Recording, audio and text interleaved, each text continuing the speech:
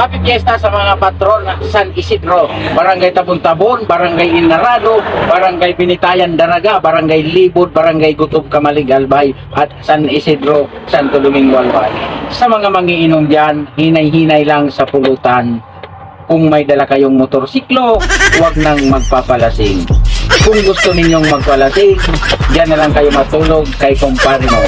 At kung kayo ay gusto ninyong patumbahin ng alak, huwag na ninyong susubukan. Masisira lang ang buhay mo. Drink moderately.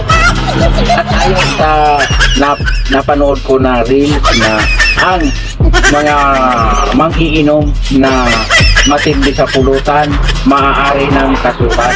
At ang yung mga umiiyak sa ikuman, maaari na rin ireklamo sa barangay. Shout out lang sa mga lasinggero dyan. Maraming salamat.